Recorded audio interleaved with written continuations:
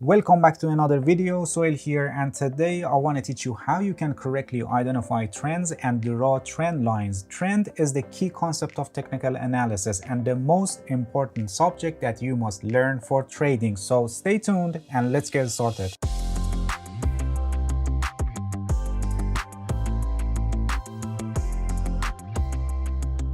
Without a doubt, trend is the most important aspect of technical analysis and it plays a key role in this field. In fact, the whole technical analysis is built upon this principle that the price movements in financial markets are not totally random and they do trend. As you probably know, trend is the direction of the market, and you've definitely seen on the charts that the overall movement of price for an asset is sometimes up, sometimes down, and sometimes flat, just moving horizontally. When the price is generally increasing and the overall movement is up, it's an uptrend. We say the market is in an uptrend. You will never see the prices moving like straight line all the way up or down, and there is always volatility and oscillations, and having waves like this is the natural characteristic of all financial markets. These short movements against the overall trend are called retracements, corrections, or pullbacks, and they help us in identifying trends. As you can clearly see, they are making some highs and lows, and as long as that each high is higher than the previous high and also each low is higher than the previous low, we say the market is in an uptrend, or in other words, the market is bullish and the overall movement of the market is up. If this condition doesn't hold and violated, for example, the next high or low becomes equal or lower than the previous high or low, it shows that the uptrend is weakening and losing strength, and there is a possibility that the price may go to a trading range and moving sideways, or a reversal may happen and the market may turn to a downtrend. In downtrend, the price is generally decreasing and the overall movement is down. Here also, these short movements against the overall direction actually help us to identify downtrends. As you can see, because of these retracements or pullbacks, the market is making some highs and lows, and as long as that each high is lower than the previous high and also each low is lower than the previous low, we say the market is in a downtrend, or in other words, the market is bearish and the overall movement of the market is down. If this condition doesn't hold and violated, for example, the next high or low becomes equal or higher than the previous high or low, it indicates that the downtrend is weakening and the price may go to a trading range, or a reversal may happen and the market change its direction to an uptrend.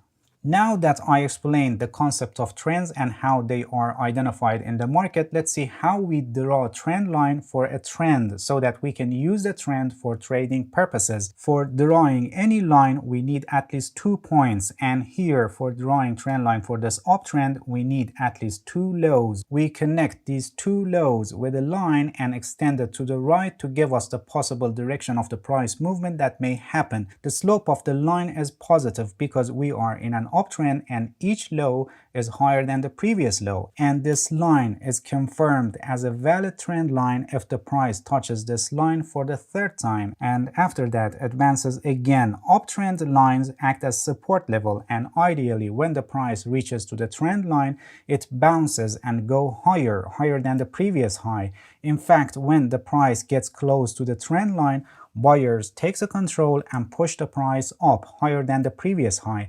As long as the price stays above the trend line, we are in an uptrend, and it's said that the market is bullish and buyers are much stronger than sellers and are pushing the price higher and higher. But when the trend line is broken and the price falls below the line, it shows that the uptrend is weakening and the buyers are losing strength, and this gives the possibility that the uptrend may end and the price go to a trading range, or a reversal may happen and the market may turn to a downtrend. The same goes for downtrends, but in the opposite direction. Here, for drawing trend line, we need at least 2 highs. We connect the 2 highs with a line and extend it to the right. The slope of the line here is negative because each high is lower than the previous high, and this line is confirmed as a valid trend line if the price touches this line for the 3rd time and after that declines again. Downtrend lines act as resistance level, and when the price touches the trend line, it stops and falls and it goes lower than the previous low. In fact, when the price reaches to the trend line, sellers take the control and drive the price to lower levels. As long as the price stays below the trend line, we are in downtrend and the market is bearish, which means sellers are much stronger than buyers and are pushing the price lower and lower. But when the trend line is broken and the price goes above the trend line, it shows the downtrend is weakening and the sellers are losing strength, and this gives the possibility that this downtrend may end and the price go to a trading range, or a reversal may happen and turns to an uptrend. When you're drawing trend line, also the position of lows and highs are important. For example, in drawing this downtrend line, if the highs are too close to each other or too far from each other, your trend line is not a valid trend line and it may be broken easily. As a general rule, it's better to have the lows or highs in nearly similar distances. Please pay attention that for drawing trend line, there is no hard rules for picking the points and you must show flexibility when drawing trend lines. For example, your line can be on the closing level, through shadows, end of shadows, or even through body of a candle. The goal is to find the area where the market participants show reaction to those areas, and you see the price action is confirming higher lows in the case of uptrend or lower highs in the case of downtrend. The most important point that you must pay attention when drawing trend lines is that it's not necessarily a line, and sometimes a zone better describes the trend line. So if we can fit a line, we go with that, but if considering a zone better describes the price action, so we draw a zone.